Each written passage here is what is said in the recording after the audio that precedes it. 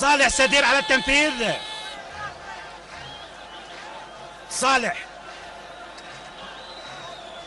عالية الكرة، خطر الكرة، جول جول للعراق. هوار الملا محمد يفتتح التسجيل بالدقيقة 20 من عمر المباراة. هوار المغوار، أول هدف لهوار في أرض العراق في هوار المغوار يسجل للمنتخب العراقي. هدف تاريخي لهوار، مباراة تاريخية. الهدف رقم 17 لهوار الملا محمد، وفرحة جماهير هوار. والإعادة من صالح، جميلة الكرة الرأسية من سلام شاكر، وهوار المغوار يسجل الهدف.